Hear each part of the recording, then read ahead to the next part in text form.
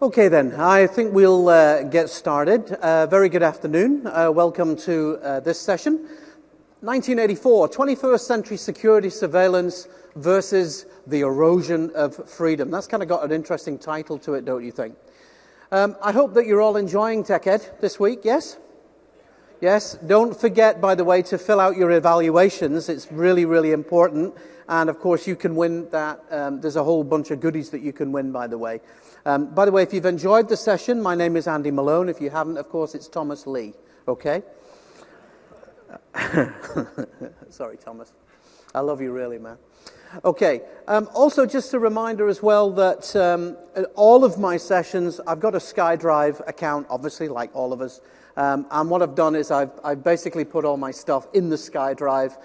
So if you sign up to my Twitter account, hey, you'll get access to the link. I actually posted the link last night. And I'm going to be dumping loads of stuff in there, including all the tools, white papers, slides, presentations, and all the videos and things as well that I'm going to be showing this week. Just to remind you, though, if you do use the tools, you entirely use them entirely at your own risk. If they screw up your system, then don't blame me. What can I say? There you go. I'm just covering myself. So, who am I? Well, if you've not met me before, my name is Andy Malone. I'm an MVP in enterprise security, and also, well, for 8 years actually, and also an MCT Microsoft certified trainer for 18 years. Sometimes I felt like I've done bank robbery, but no, it's not. I live in Stirling in Scotland, which is home of William Wallace, freedom, all of that kind of stuff. So, that's just a little bit about me. So, this session is all about surveillance. So we're going to talk about surveillance, absolutely nothing to do with TechEd, absolutely nothing to do with a particular Microsoft product in any way or form. But I think this is an important discussion because it talks about a fundamental importance in security. So assuming that you're a security person, this is, I think, going to be an interesting area for you guys because it's all about getting the balance right. So we're going to talk about the changing threat. What is the changing threat? Well, life in the world now is very, very different to how we lived 10 or even 20 years ago.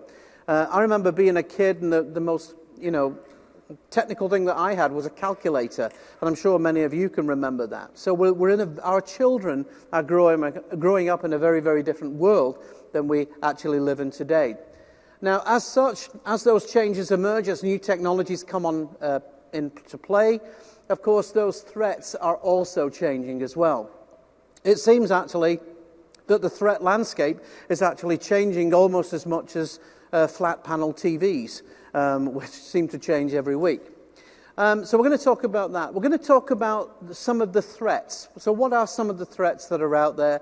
We'll talk about how governments are responding to those threats. Now, the response is obviously from the freedom groups like Anonymous, Lutsec. They don't want their freedom curtailed. The internet is free, that we should have the rights to do what we want on the internet, where we want and how we want it. The government should not be able to tell us what we should do or should not do. However, that said, as the threat landscape has changed, the technologies have also changed.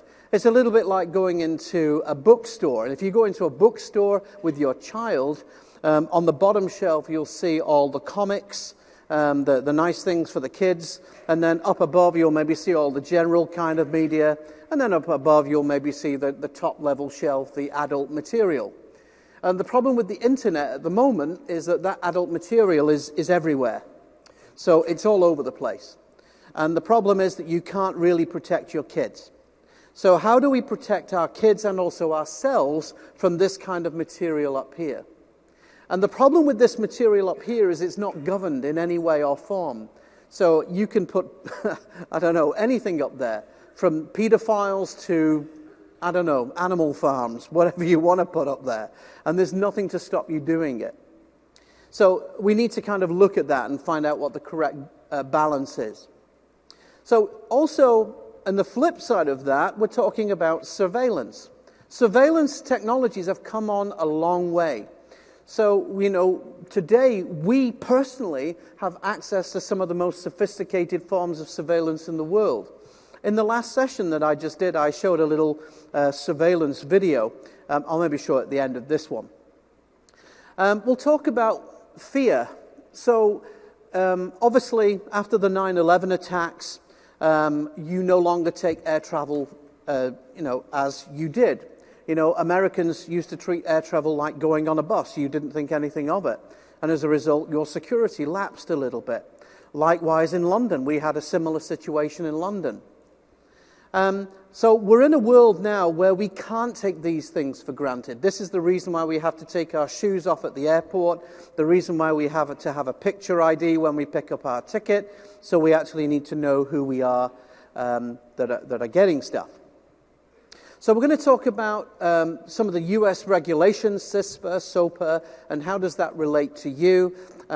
Being a Brit and from the other side of the pond, of course, I'll also kind of talk about our government's response as well. Because our government and your government, a lot of people actually argue that the UK is the 51st state, but I'm not going to go there. Also, we'll talk about the finding the balance, as I say, and also the actual finding the rights of national responsibility. So national responsibility is something that we're all responsible for. So I think we've come to a tipping point in technology where we can't just stand back and say, okay, yeah, the internet's free, just let us do what we want. At some point, you have to actually act for the good of the many rather than the good of the one. To quote a line from Star Trek. So, what are we up against? Well, in 1984, well, many years ago, George Orwell wrote a book called 1984. It presented a very frightening vision of the future. That couldn't come true, could it?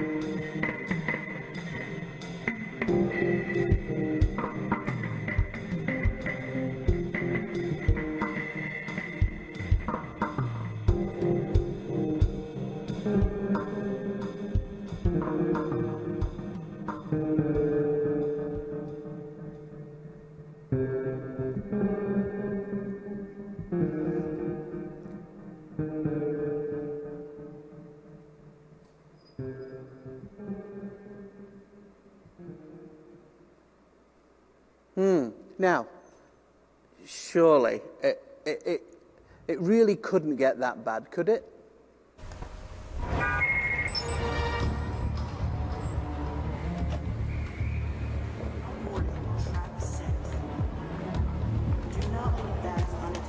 Maybe you see something suspicious, but you don't want to get involved. It's nothing, you think. Can you be sure? If you see something, say something. Report suspicious activity to local authorities. Ooh, suspicious activity. Okay, when I first saw that video, I thought that was hilarious. Being from Britain, I thought you were all paranoid. But of course, since then, we've had Boston. And then you start to think, maybe there is something in that. So, 30 years ago, the man that invented the internet designed it to be like this. It was a lovely place, a nice meadow where flowers grow and sunlight streams on your neck, and it's a wonderful, nice place to relax. It was a place of freedom where you could meet friends and you could surf. Well, not surf, but you couldn't do very much, actually, but there was not that many people on the internet. And the chances are that if it was any friends, he'd probably have a pocket protector and a bunch of pencils. However, the landscape that we have now looks very different. So the threat landscape has changed. And as I say, we're no longer in that situation where we just have, where we can just ignore it. We can't ignore this any longer. So, assume that we can't ignore it and we don't want to take your freedom away. What is the situation that we can do? So, how has the threat landscape changed? Well, we've already spoken today next door about hostile nation states. We spoke about organized crime. And organized crime is a real and growing and present danger. We've spoken about, over the last couple of days anyway, in my part, about insiders, the insider threat. This is a huge issue. And this is something that somebody came to me just in the last session there, you're probably still here, and she said, I'm a small company, what can I do about security? And security is not one thing. Security is not about installing a firewall or making sure that your system's up to date. You have to have a complete, Microsoft call it, and I like it, defense in depth strategy. So everything from the physical aspects of your business right up to the actual applications themselves. So, and again, that risk management plan, and there are a million security courses which talk about that. Another issue that I have is, and I'm partly responsible for that myself, is the huge growth and the massive interest in security tools and the security industry as a whole. And I'm sure many of you are from a security company. And while this is very noble, you've got to kind of step back and go, this industry is an industry that's completely unregulated. These tools are totally available anywhere. Marcus and Hussein showed a couple of frightening tools the other day. You can pay $60 and you can basically bring down an entire corporation just with, and it's for testing purposes, of course. Now the question is, maybe we need some kind of licensing for those tools. I don't know. I'm not going to get into politics. But at some point, we need to start looking at things like that. How we deal with whistleblowing websites as well. WikiLeaks, whether you love it or you loathe it, it's a fact, it's a reality of life. You're always going to get somebody who's prepared to stand up against the establishment and go, this is wrong. You know, what you're saying is wrong. The way you're treating these people is wrong. And, you're always going to get that in society. Historically, we've always had that. So this is really nothing new. Hacktivists, the availability of security tools, and governments as well. We're now finding that governments are prepared to do things that in a moral state you wouldn't have seen yourselves doing 20 or 30 years ago. You're starting to make decisions, by you, I don't mean you personally, I just mean generally, of course.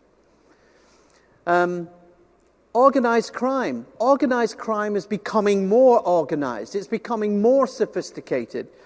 Hell, instead of robbing a bank and putting a balaclava on my head and going into a bank with a pump-action shotgun, what's the point of me going in and attacking one when I can do it on the internet and I can attack the whole company? So the damage that I can do here is 10 times more than I can do in the physical world. And that's something that we need to address.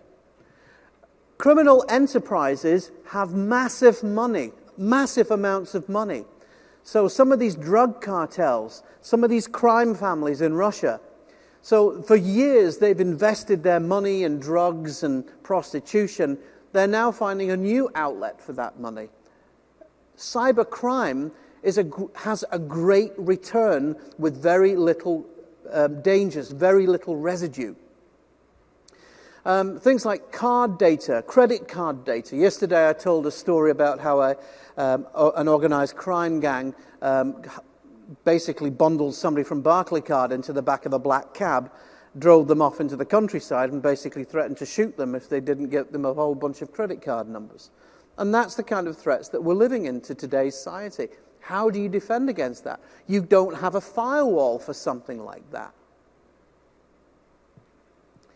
So, and as individuals as well, maybe it's a factor of society that we're getting into a scenario where we're prepared to take shortcuts to get where we want to be. You know, this week I've heard nothing but the Chinese are hacking my systems, the Chinese are taking our jobs, the Chinese are trying to invent stuff. Don't be fooled, my friends, the Americans are doing a pretty good job as well. Okay? Not just the Americans, the Brits, the Australians, everybody. We're all at it. It's not just a particular person, it's just that the Chinese are particularly good at it. So, taking a shortcut to success. So obviously, a number of countries are prepared to do this. And of course, you know, the problems with that type of approach is that you may be reluctant to do business with those countries. So in the long run, taking that short step might actually have an inadvertent effect against their reputation. And ultimately, cybercrime is about this stuff. We all want money. I'm afraid this is actually, you know, falling to a basic human need. Greed. Greed is one of the 7 deadly sins. And unfortunately, it eats away at us. It grinds away at us. And many of us will do anything for money. Many of us would even kill for money. It's human nature. It's something that we've always been. We're just burying those instincts. Whistleblowing websites, WikiLeaks, Julian Assange. You know, the US want him, Sweden want him, we want him. In fact, we don't want him. We're trying to get rid of him. I mean, is this guy a hero for standing up? Or is he a bad guy for spilling the beans? Is he a criminal? Again, it depends on which side of the fence you're standing on. The French resistance in World War II. Were the French resistance terrorists or freedom fighters? Were the IRA freedom fighters or terrorists? Again, it depends on your perspective. Hacktivists.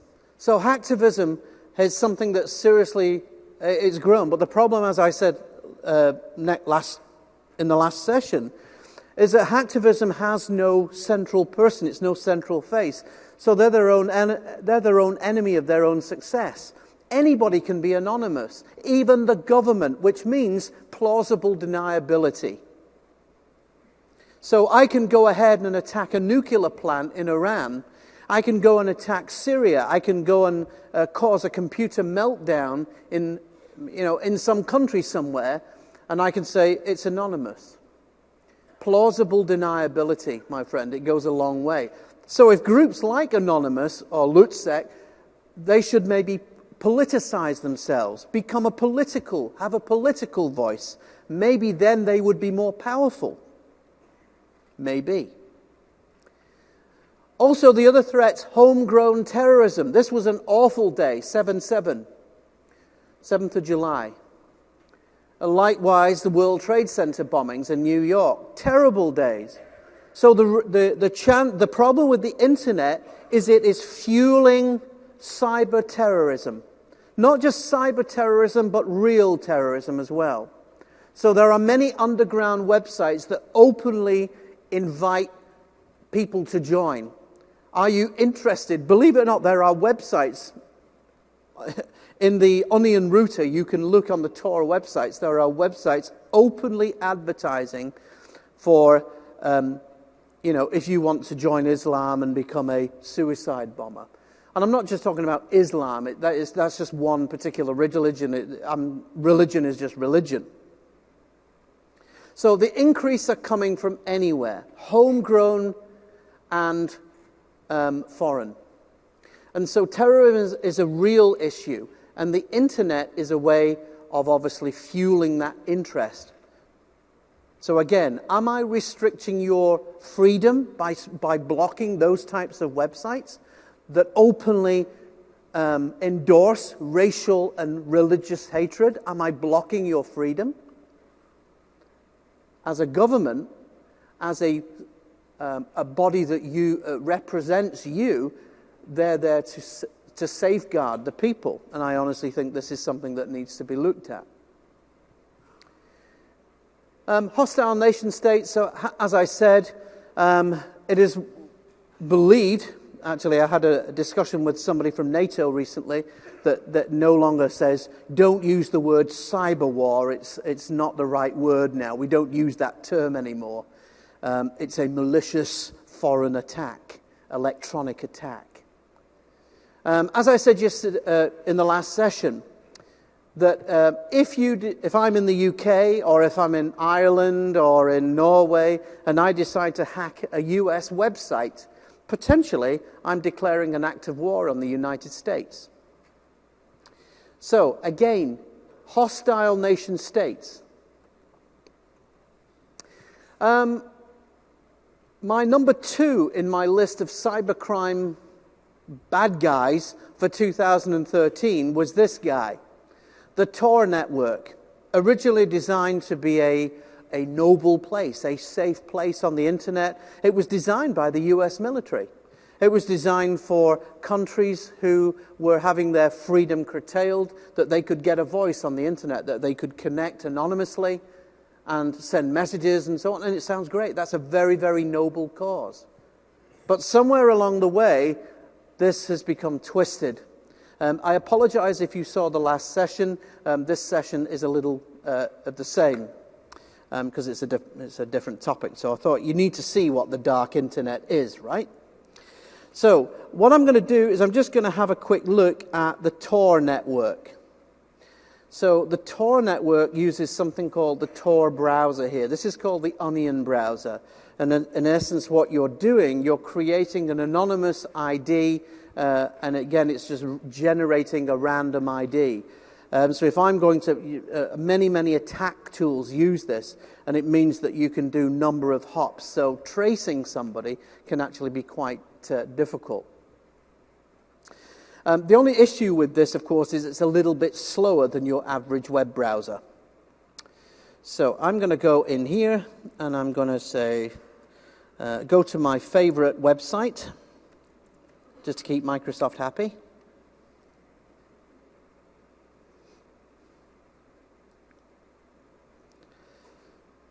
Just while that's loading up, let me just remind you that on my SkyDrive, I've got all my sessions here, all the slides. I've also got loads of notes and all the websites that I'm talking about today. There's some useful websites there as well. I've got all the security tools that I'm talking about, so you can download those at your own risk, of course. There's some security documents. I did an Office 365 session the other day, so that's got all my sessions there. And I put some papers there on bring your own device security. I thought you might find that useful. I'm going to keep that stuff up for about another week, so you can go in and you can download that stuff. And beyond that week, if you just drop me an email saying that you want it, no problem, I can pass it on to you. How do you get it? My link is on Twitter, at Andy Malone, okay? So at Andy Malone. Okay, what's happening here? Okay, there we go. So, if I look for this website, or if I search for one of these hidden websites, if I search for it on the regular internet, for some reason it doesn't come up. But if I search for it through a Tor network, because all the security is peeled away, I find it. So I'm going to do a search for the hidden wiki. The hidden wiki is just one of the nasty websites. Another one you may have heard of is the Silk Road.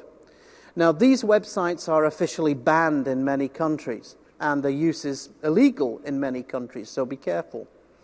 But the one thing I would say about these sites is that they change all the time. They change IP addresses all the time. Okay, so you can see here, I've gone into Bing, and if I scroll down, you can see that website is available here. Where are we? Yes, that's got a kind of a funny address there. You see at the bottom? And this is actually the hidden wiki. So let's have a look at this.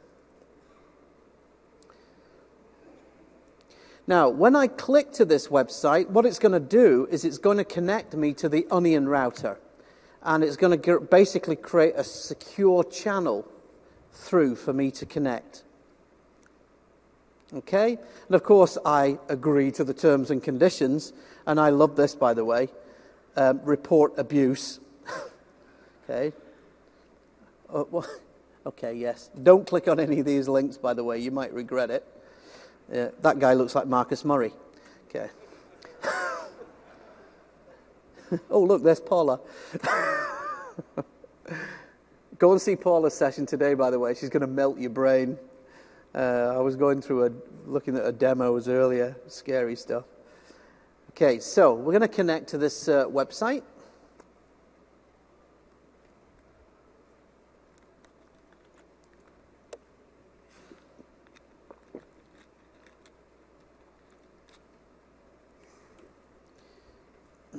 It opens immediately, almost like Microsoft PowerPoint.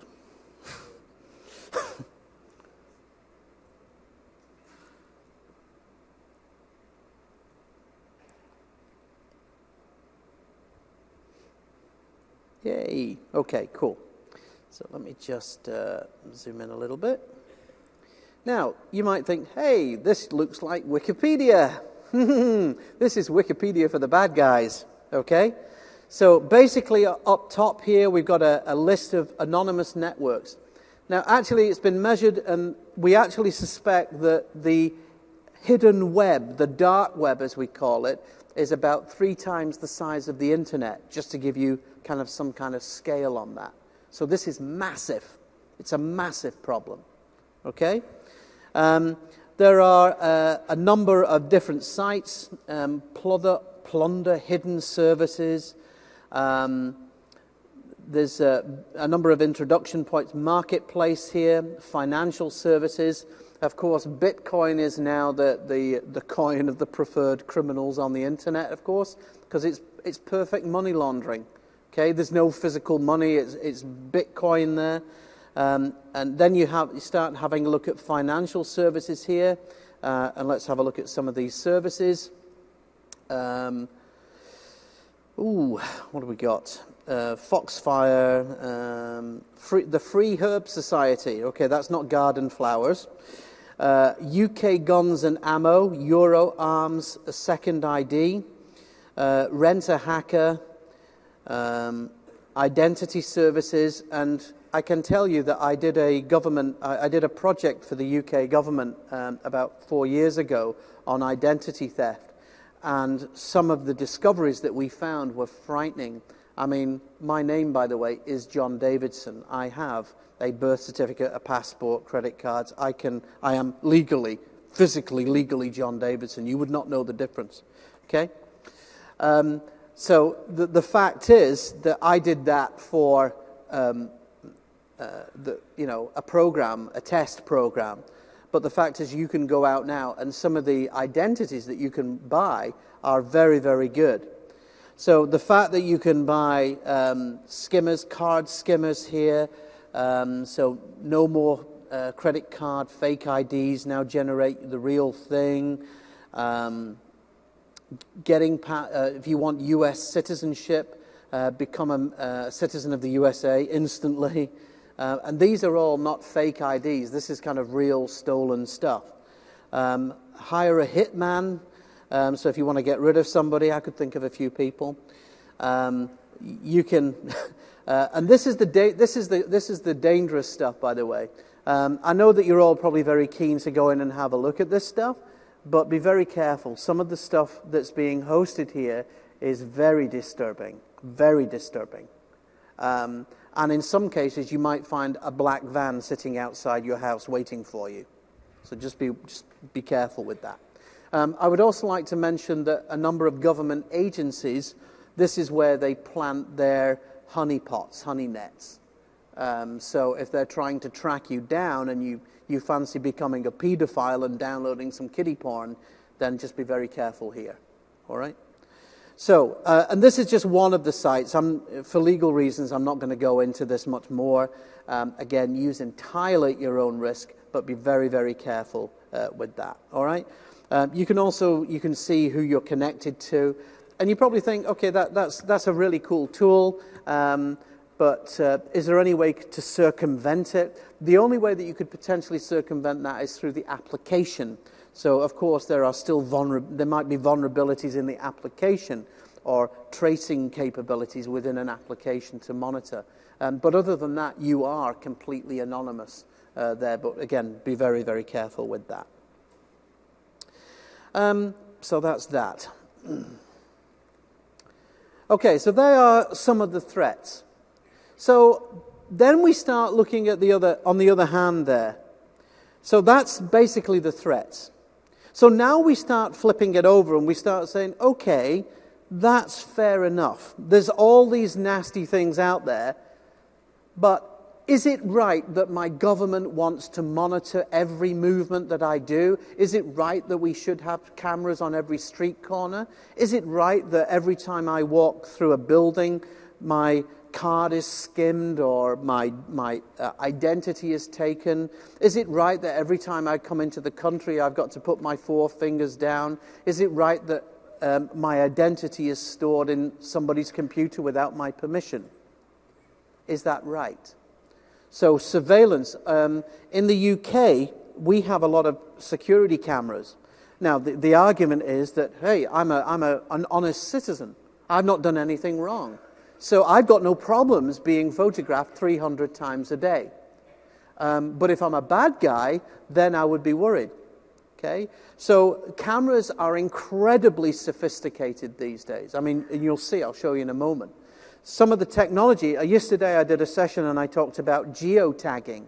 And this is one of the reasons why we found, why the police and the FBI located the Boston bombers so quickly, because purely of geotagged pictures. So it's a risky business out there. And you've got to think about one of the first lessons, if you want a lesson in security that I will give you, is you need to do a risk analysis of your business. So what's the operational risk? What's the reputational risk if you were hacked? What's the reputational risk if you had an inside attack? Financial risks, strategic risks, compliance. This is a word that's eaten away at me in the last couple of years. It seems that Microsoft are paranoid to be compliant. All their applications, and not just Microsoft, all the vendors want to be compliant with something. So what's the government response to all of this then? Well, President Obama, and quite rightly, he said, we are building our lives on this technology. We're building it around all these wired networks. In London right now, they're digging up the old sewers in London. And these sewers were built in, Victorian times. These things are archaic. And they're being replaced with new modern computerized systems. And the problem is, if you're prepared to put computers in there, into your infrastructure, you have to plan for, obviously, how to protect that. So cyber terrorism is a real and growing potential threat. If the Americans, and whoever else, were involved in Stuxnet, if you can deliver an attack on a nuclear facility to almost cause a reactor to melt down, what can the other guys do to you? Yes? So it's not just one way. So we have to work out a way in which we can defend our world. So the government response here has been quite plain. There has been a number of initiatives that both the US, the UK, in fact, governments all over the world. We now have a national cybercrime centre in the UK, and also you have one here as well. And you can see on screen what it deals with. Obviously things like identity, benefit, fraud documentation fraud, money laundering, financial fraud, including e-crime. So credit card crime is massive. We've seen a number of major attacks in the last few years the Royal Bank of Scotland card skimming attack, where they got away with basically $4 million in about 30 minutes. It was incredible. Things like commercial fraud, counter-proliferation investigations, narcotics, illegal exports. So this center has been set up basically to deal with all of these types of crimes. And as a result of that, the US now has a number of acts which are coming forward to kind of, the first step forward. One of those is the Stop Online Piracy Act. Hang on a minute. You can't do that. You can't stop piracy. You're taking away my freedom. Freedom has nothing to do with it. Companies are just trying to protect their products, their services. It's got nothing to do with freedom. The other one there is the Cyber Intelligence Sharing and Protection Act, or CISPA, which again has been quite controversial here in the US. Protect IP. Again, this prevents, obviously, theft of intellectual property rights. And again, I talked a little bit about that yesterday, particularly relevant for things like financial, manufacturing, pharmaceutical, intelligence, government, military as well. Very, very important. You've got the Emergency Psychological Referrals Program, Psychological Suitability Assessment Program. Who comes up with this stuff? This is great, isn't it? Computer Forensics Division, and a very important one is the Child Exploitation Division as well. So what is CISPA? CISPA is basically encouraging all the ISPs and providers to obviously aid the US government and law enforcement agencies in trying to track down bad guys. So they're not stealing your data. I mean, for the most part, your data is just sat there. It's not doing anything. But it's until you flag yourself up, yes? Until you actually, take a trip to Pakistan 3 times a year for a holiday, and then go to Afghanistan or something. So basically, the idea is it helps investigate cybercrime. And again, we have in the UK something similar to this. Now, this is something I quite find interesting as well. This is what we call C3. Over the last few years, we've seen a massive increase in child sex slavery and child pornography. This is a huge problem worldwide, and this is a very, very useful tool to help fight against that types of crime. The UK government, in response, where I am, of course, we've come up with a number of acts. We've now got something called the Digital Economy Act. So it's very similar to your IP Act as well. And the idea is that harmful websites should be closed. Hosting companies should be liable for hosting illegal content. Known piracy websites have been shut down, so sites like the Pirate Bay, of course, an export from Sweden, and also UK ISPs that won't shut it down are actually told to go out of business. So we also have a new minister, a cybersecurity minister, and he's been given millions of pounds to form the new cybercrime centre in London. So the UK is taking this very, very seriously indeed. So cybersecurity is now a tier 1. That's like mission critical in the UK. So the UK are investing £650 million over the next few years. And organisations like the Metropolitan Police in the UK, MI5 and MI6 are now actively recruiting cyber specialists, security specialists, who will go forward. And I'm sure you are doing the same thing here as well. This is an interesting organisation. This is an international organisation of Cybersecurity Protection Alliance. So anybody can become a member of this alliance, any country, any business. It's an open forum. And if you want to make your world a little bit safer, this is definitely something worth getting involved in. Anyway, just to introduce it, here's David Cameron.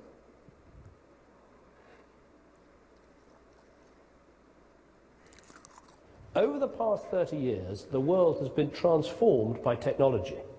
We've seen a genuine revolution in the way we live, work, and communicate, and millions of people around the world benefit from that. But with this new openness has come a new vulnerability. Cybercriminals are attacking national infrastructures. They're targeting businesses, and they are scamming and stealing from citizens and customers all over the world. Our government has already injected an additional £650 million to help improve our national infrastructure and protect against cyber crime. But the very nature of this threat calls for more than a national response. It demands a truly global response. And that is what the International Cyber Security Protection Alliance is all about. By forging new relationships between businesses, governments, and law enforcement officers all over the world, by investing in new training, and by building an international exchange of expertise, the ICSPA is forming a network powerful enough and wide enough to face down cybercrime. I'm pleased to support this important organisation, and I wish you every success in your vital work ahead. Thank you. So, how are these policies enforced? So this is now where we come into the murky world of surveillance. So in the past, if you want to, there are a number of different types of surveillance. There's covert surveillance. There's surveillance that's just open and anybody can do it. But again, we're starting to cross lines here. Rules and regulations that we had previously are now starting to be rewritten, and now that's not really relevant anymore. So things are starting to get a little bit murkier. In the UK, just recently, we are trying to push through a new law. At the moment, if you have any ISP or any cloud provider, for example, and legally, and I'm sure you know if you sign up to, let's say, Office 365, your data is stored in Office 365 for 90 days. So 90 days, boom, it's gone, okay? And that's typical pretty much of what we have around the world. So what the UK are now proposing is that they want to store the data for 12 months. So all ISPs are basically going to install hardware that will basically record not necessarily conversations, but phone numbers, email addresses, communication points, endpoints, and so on. So things like web browsing habits, text messaging, all of these. However, there's been a big kind of backlash on this, and the first reading of this bill was actually thrown out. And they've actually come back with a second version which says, okay, we'll do all of the above, except we won't actually include the content of the messages.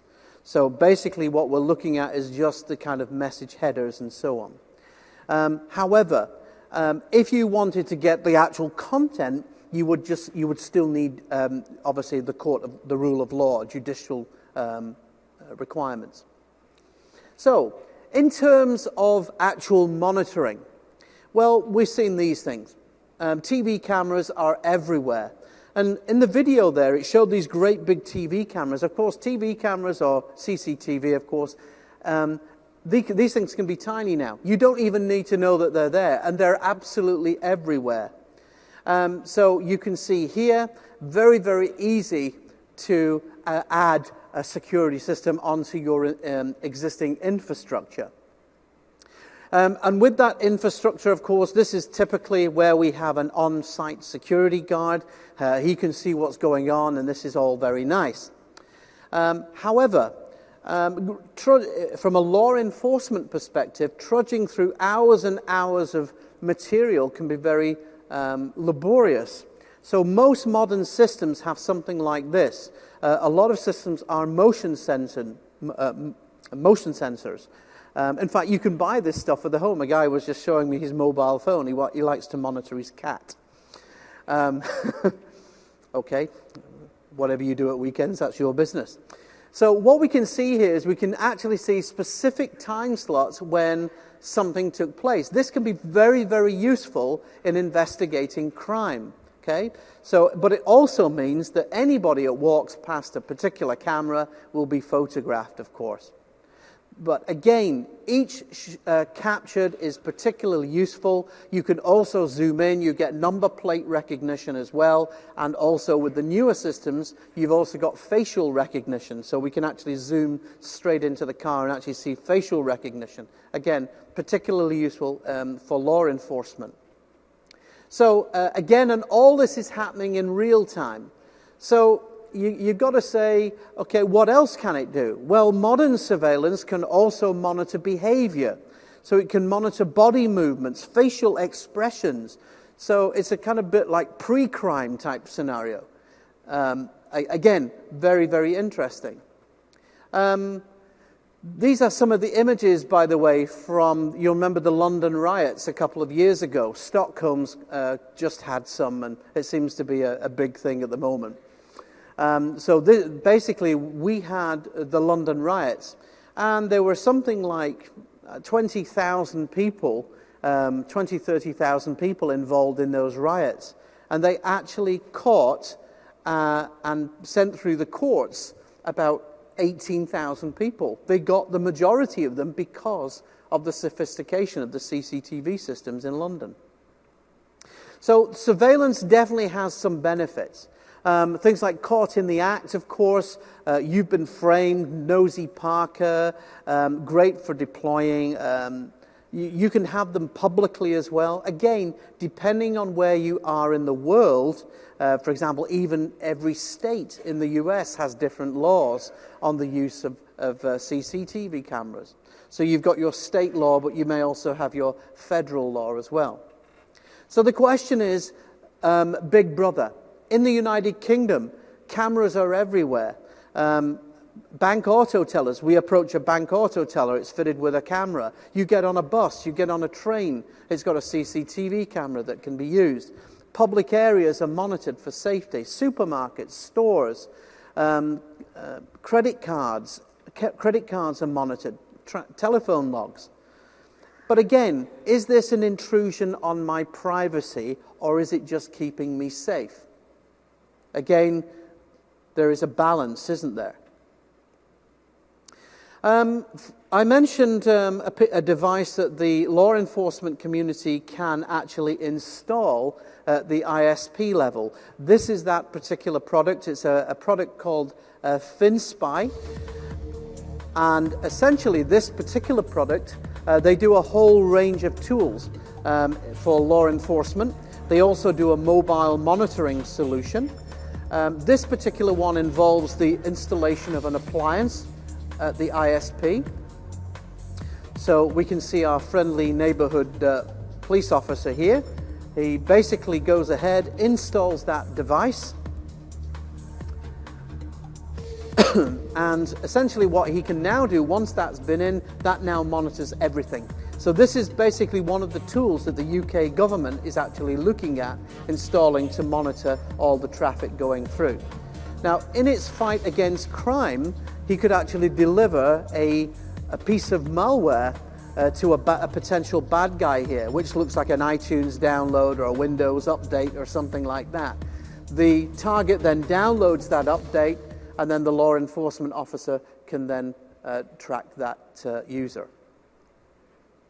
So there are different types of surveillance all of this can be used for. It can be both proactive and it can be kind of reactive as well. So covert surveillance, of course, sometimes you need to have a piece of paper from a lawyer to say that you can do that, of course. Physical surveillance is very important. Audio, of course, audio surveillance. I showed yesterday some little tools and gadgets that I had. These things can be purchased in any spy store. You can buy them on eBay. So a watch, a camera, a hidden a camera behind a tie, very, very clever stealth recording. So in terms of surveillance, it seems like this is mushroomed as an industry. However, there are still some countries in the world, you may think that America is pretty well heavily monitored, and the UK, but there are some countries in the world that don't have any laws. So, for example, France and Cyprus at the moment, it's unconstitutional to monitor people's emails and internet traffic, so they actually ban that. And again, this may be the same in your country where you're from. You've probably heard of this, the keyword game. This is a classic one in the movies. You make a phone call. Are my phone calls being monitored by the NSA or the CIA or something like that? To be quite frank, yes, they are. But they're monitored for keywords, and it doesn't just look in phones. It also looks at text messages, emails, web usage. It looks for keywords. And basically, these flag words come up. If you just say it once, of course, that's fine. But if you were saying the word nuclear all the time, of course, it would flag up and you would find that law enforcement would come and pay you a visit. I don't know if I remember showing you this, but I'll show you anyway. This is the latest list of keywords. They're called spook words. And this is used by the FBI, the NSA, Mossad, MI6, and so on. And there's a whole kind of bunch of those, okay? You'll forgive me for not sharing that. Okay.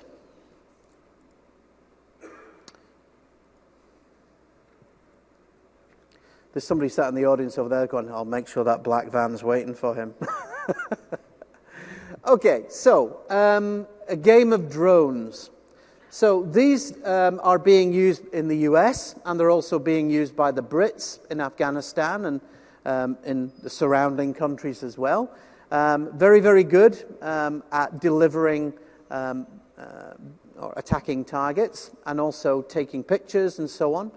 But now there's a big debate about using these technology or this particular types of technology on the streets. Okay, in American cities. Well, as long as they're not armed, then fair enough. So again, this is a potential political debate. We've had cameras, we've had CCTV. This is just another form of CCTV. So is this actually any worse than a CCTV camera? They would kind of make you feel a little unnerving.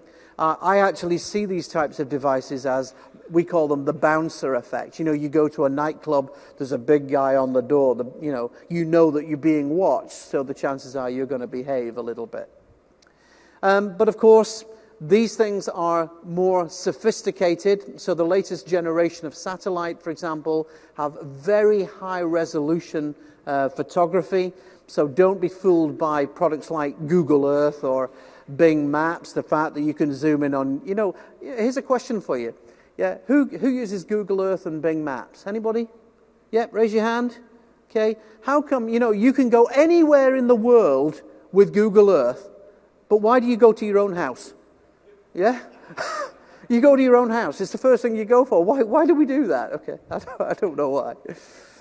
So, with this next generation of satellite, what we can see is this is true HD, and it's like next generation high definition technology. I'm probably going to get picked up at the airport for this one, but never mind. So, obviously, they become more and more sophisticated. So it's not just able to photograph your house. It can take a photograph of your number plate on your car. It's got facial recognition. It's that good. And if you think about it, it's common sense. If you've got the Hubble telescope that can zoom in on Jupiter, then surely there can be a satellite that could photograph your face. So again, if you're a bad guy, don't be naive. And again, this is a great one. This is a real thing. This is not a toy. This is a real thing. Again, this is one of the world's smallest drones. And this is not a toy. It's the real thing. It can take a DNA sample. It's got high-definition camera, audio. Again, it's the perfect stealth object. So, question is then, with all of this technology, all of these changes, so I've given the argument for against freedom, the fact that, hey, I want to be anonymous, I want to download whatever I want. I want to download adult material. I want to look on the latest specs of guns. I want to buy drugs. That's fine. Yeah, but the thing is, you've got to look at the bookshop type approach. That's fine if that material's up there, but the problem is at the moment it's everywhere. So as we move forward with technology, we need to have a way of filtering these things. And if the ISPs and the vendors are not prepared to do it, maybe it's time that the government or governments start to step in. So, I was in Washington, D.C. About a year ago, and I visited the Lincoln Memorial. I don't know if anybody's ever been there, but I'll tell you, when you're actually standing there, it is actually very moving. And to read those amazing words. He had an amazing dream. And you've got to look back now and you've got to say, somewhere as a society, not meaning America, but generally worldwide, have we lost our way in the world? Have we lost our way with liberty and freedom? And at what cost? Maybe it's just the way we're moving forward. Maybe it's a price of the technology that we're going into. So freedom is freedom of speech. Freedom to say what you want. Freedom of religion. Freedom to wear what you want. Do what you want. Go where you want. But then again, you've got to ask what price. So imagine a world without freedom of information. We wouldn't learn anything. So when we start looking at the US, of course, in every country throughout the world, every country has something similar to this. So you've got all the citizens have a right to secure their persons, papers, effects, and so on. Of course, maybe this now needs to be updated for electronic data. So you look at the Canadian Charter. Again, the same thing. Even the European Union, the same thing. We call this the European Convention on Human Rights. So respect for privacy and family in home and his correspondence. So he doesn't talk about papers, but correspondence. Even Russia, the Russian Federation, has the same thing, and actually China has the same thing as well. So it's not just limited to one country. So there are individuals out there, rightly so, that want to keep freedom first, put freedom out there. But again, there is an argument, and I don't have an answer for this, and I'm sure you don't either. It's a very, very delicate area. So you need to provide freedom, but at the same time, you need to protect your citizens. So, why are my liberty and freedom censored? Why is it censored? Okay? Because obviously censoring does go on. So why is it censored? Well, there's a number of reasons. In times of war, obviously. Secret, sensitive information, protect military lives. I've done a lot of work with the military, including the US military. Protect against social or religious hatred. This is very, very important. Okay? You want to reduce the chances of radicalism. And again, this is nothing new, but the problem now with the internet is you can take those thoughts, those radical thoughts, and you can reach a mass population very quickly. So what initially was a man on a soapbox, screaming out at a few people on a Sunday morning, has now potentially got a platform to be global. In other words, he becomes a weapon of potential mass destruction. Press misuse, crossing the line, child protection, protecting the individual's rights to privacy. These are some of the reasons why some of the information that WikiLeaks produced, for example, was maybe a little irresponsible. Was it right? I don't know. Some of the releases you could look at and you could say, hey, no, it wasn't really responsible. It wasn't a responsible thing. So the question now is, are we living in a paranoid world? I remember when I was a kid, I used to play out on the street all the time. It was great. Now we're afraid of letting our kids out on the street. We're afraid of something. I'm not quite sure what, but we're afraid of something. This was a headline last year. We're absolutely obsessed with security. And they were actually afraid that it would put people coming off to London for the Olympic Games because there was so much security.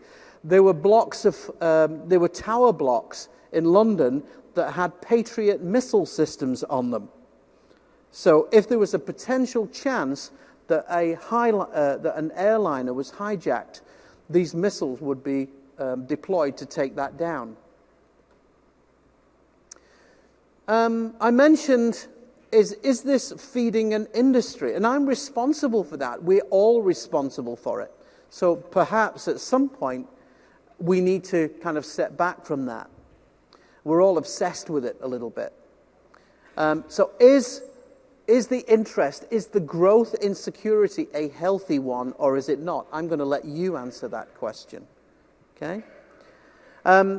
By the way, this is actually a true figure. I researched this on the internet. Did you know that the USA is the #1 nation for producing malicious software? Sorry to tell you that. Okay, so what happens when fear turns to paranoia? This is a great example. This is a great commercial. Check this out. Recent statistics about teens' behavior show disturbing facts. 6,000 children under the age of 18 start smoking every day. 80% of high school seniors have used alcohol, and 62% have been drunk. 20% of them are skipping school. 8 out of 10 teens are lying to their parents about something. 15% of teens have sent and received sexually suggestive images. Stop wondering whether your son or daughter is included in these statistics. Now each parent is able to learn the truth and protect your kids from harmful behaviors. How? By installing the Mobile Monitor application on their kid's phone. Mobile Monitor satisfies all of your needs as a parent. It's the perfect cell phone tracking application to monitor your child's behavior and do it in total secrecy. Find out whom they're talking with. Learn whom they're texting with and what about, meeting at the bar and skipping school. Know where they are at any time, at school or somewhere else. Monitor all images, video, and audio files for any inappropriate content, violence, or sexuality. Check web pages visited by your teen's phone and more. With the Mobile Monitor application, you'll be one step ahead and learn everything that your teen is hiding from you. Wow. Wow. Gosh. I'll tell you, if I put that on my kid's phone, she'd leave. I'm telling you. 15% of kids are skipping school. Hang on, they're kids. That's what kids do. This is normal behavior, for God's sake.